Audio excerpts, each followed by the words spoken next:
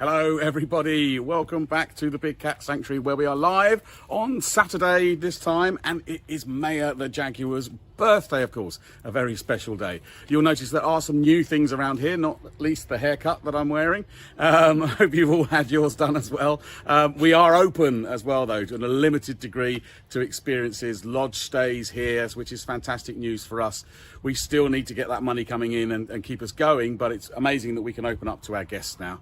So go online, have a look at the availability, and we hope that we maybe see you here in the future, helping us to carry on caring for our cats and do our conservation work as we go forward.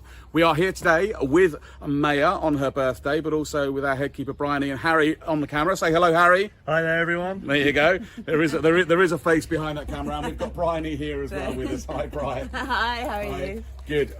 So it is a cat's birthday today, young Maya. So what are we going to do for her today, Bri? Give her a bit of a treat? We've got some presents for her. Yeah, we've got this lovely box that you've decorated so beautifully for us. It's my artwork. I don't know why she's laughing. It's fabulous. And we've also brought her something that in the past she's really liked and she hasn't had for a little while. So she's got a couple of watermelons.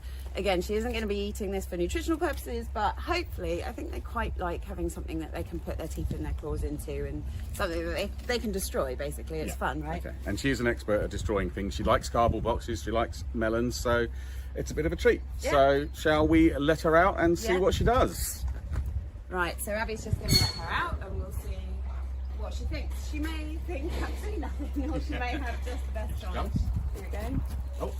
See a little present box. Not interested. No, let's but have a look the at this, melon shall we? looks good.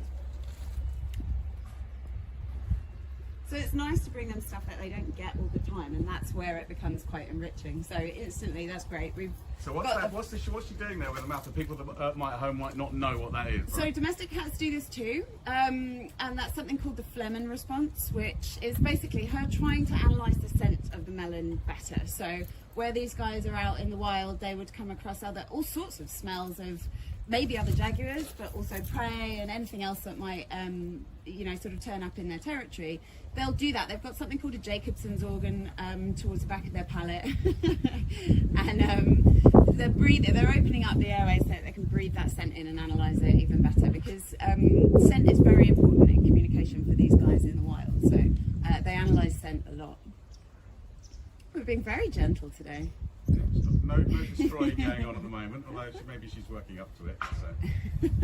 And the guys might say, look at home. I mean, obviously she's a jaguar, she's a carnivore, but I mean, in the wild, would she get a certain amount of fruit in her diet, or is this just a fun thing for her to do? This is literally just a fun thing for them to do. So although I have heard of reports of jaguars eating avocados in the wild, that isn't really for nutritional purposes. So these guys are obligate carnivores. Cats are obligate carnivores, which means that even in comparison to dog species, they need a much higher level of protein in their diet. So they get all of their nutrition from eating other animals.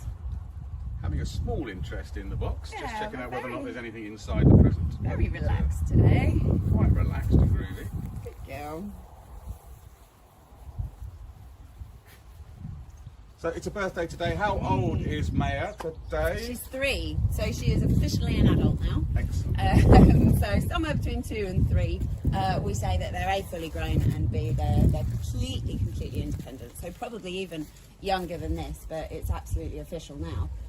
She would be fully independent from her mum, so she would be doing her own hunting, she would be living separately. This is a solitary species, so she would be living the vast majority of her life completely alone at this point, and then hopefully she would find a male out there in Central or South America, and she would reproduce, and that really is the only time that solitary species spend extended periods with other jaguars. So during the few days that they're mating, and also when they're rearing cubs.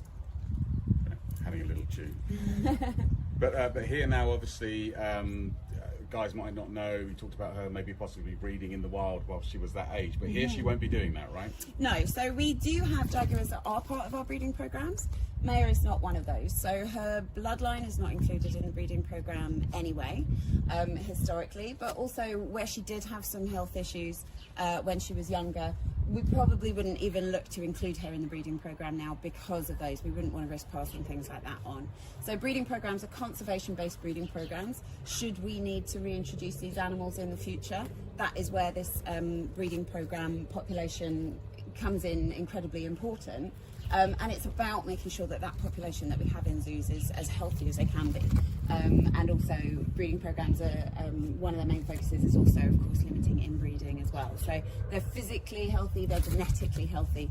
If we need to reintroduce them, which is why we have them in captivity for this purpose, they're going to have the best head start in terms of health, and genetically as well as physically. Just spotting one of our other keepers, I think, delivering food in a buggy to somebody Any else. wheelbarrow, any bucket, any wheelbarrow is always very important to keep an eye on for these guys. So. But also, I guess one of the questions we get asked quite a lot, I guess, Bri, is that about reintroduction into the wild. So you say they're where it's possible, but in most cases we won't be aiming to do that, right?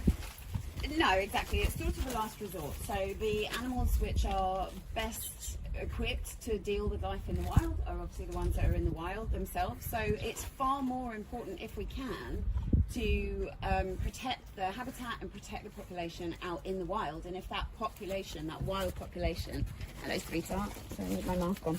If that wild population can recover itself and sustain itself, then that's plan A. And then, not with the jaguars at the moment, but with the amur leopards, there can be, when the situation really needs it, there can be a reintroduction program developed and put into place, which is what's happening with the amur leopards at the moment. Hello, sweetheart. You just want to come say hi? Coming up and saying hello. Good girl. Yeah. So as a cat that was hand reared, obviously by the team here with you, and obviously with Giles and the other keepers, does Maya still crave a little bit of sort of not contact, but just having people around her? Yeah. She is particularly friendly. That being said, you wouldn't want to go anywhere near her when she's got her food. But she is particularly friendly, and she does clearly still get something from, you know, people coming and visiting with her. She's very interested in what people are doing. You know, people represent very good things for Maya because we reared her. But like I say, she is fully Jaguar, so we don't go in there with her anymore. We haven't since she was about a year old, because she's got all her weaponry, you know, and they can have bad days and grumpy days sometimes, as your dog, your cat, your friends can. So we wouldn't want to be in there when she's as big as she is, and obviously equipped with the weaponry that she's got. And also, this is an age where she's more independent as well, so she would be setting up her territory. You know, she's much more likely to start guarding this area and things like that, so we need to obviously keep ourselves safe, and it wouldn't be fair on her either. Okay.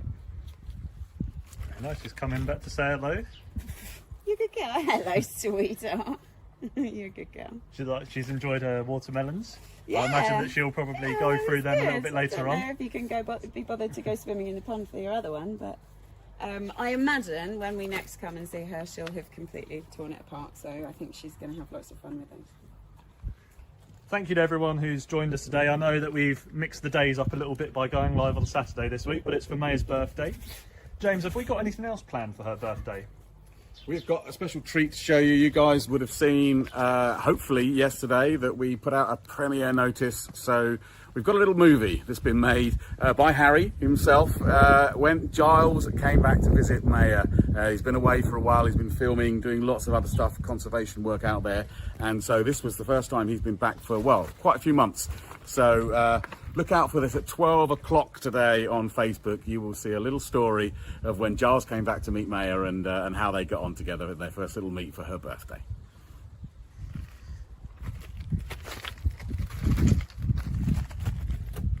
Gone back to the melon, chewing on that very well.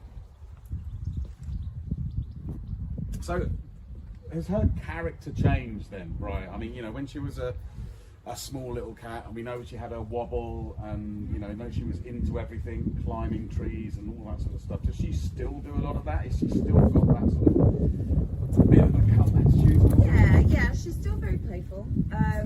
She loves interacting with things in her enclosure, and with enrichment and things like that we give her, just like she is here.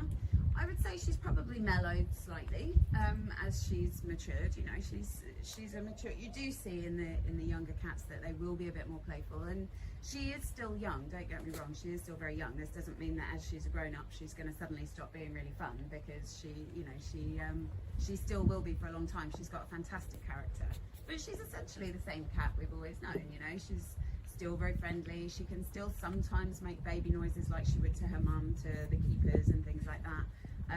But gradually I imagine we'll see that they maybe fade out. But no, she's just really mellow. She's a great girl. She's engaged, and she's you know, very interactive, but I would say she's just probably matured, so she's mellowed a little bit, and she has become more independent, so she's quite happy to go off and do her own thing when we're around it. Good girl, darling. We'll get a little more of a close-up of her here at the moment, and we can see now what happened to the famous white whisker, and will it ever come back? That's the question that people have asked. It keeps disappearing and coming back somewhere else. So it's been on her cheek, it's been on her upper lip, you know. So yeah, I don't know. Every now and again, it just they do shed their whiskers, so they do sometimes, you know, they kind of molt their whiskers. So every now and again it'll go, and then it'll regrow somewhere, and we never know where. So at the moment, it's obviously molted out, but I wouldn't be surprised if it grows back again. But whiskers, I mean, you know, cats are famous for them, but you know, what good are they? How do they use them? What are they for? So they're whiskers, and they actually have, some people call them whiskers all over their bodies, the longer guard hairs. Here we go, she's found the other one. They do have at certain areas all over their bodies, but predominantly in the face, which is where we're very used to seeing them. They go into very, very sensitive muscle pads in their upper lip and their eyebrows and things like that. And the tiny movement, it's actually a little bit of liquid that they go into, and the tiny, tiny movement in the liquid when the whiskers move allows them to be extra sensitive to any, it could be wind, it could be, you know, any other kind of movement. There's a thought process that when animals have, or when cats in particular have, like a chokehold on their prey, that they can actually move those whiskers forward and feel the pulse to see if they can let go yet or not. Good girl. We're not going all the way in today, we're not that brave.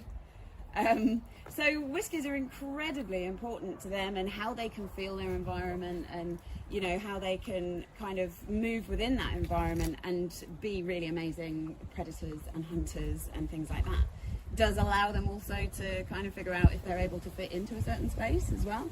Okay. So yeah, and then thought to be helping with them sensing wind direction and all sorts of other things to help them hunt. Lovely.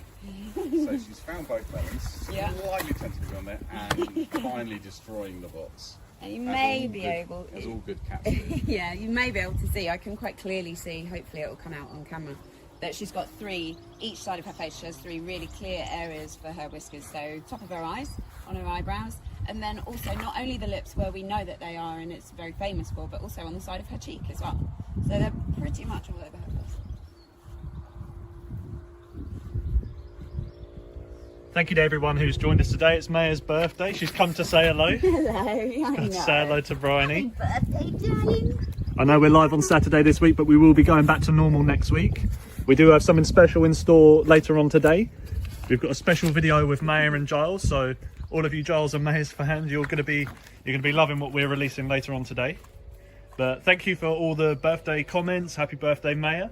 Thank you for all the stars that you've sent in, all the shares. They're just so useful for us. Thank you. And thank you for joining us. Yeah, it's great.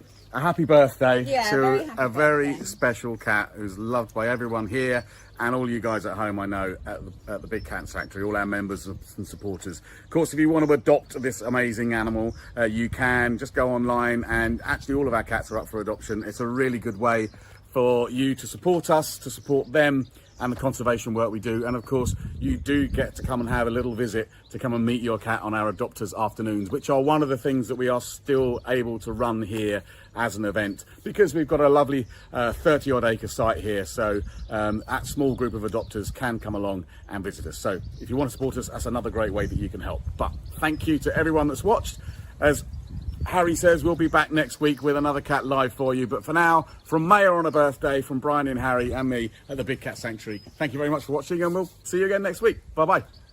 Bye-bye, everyone.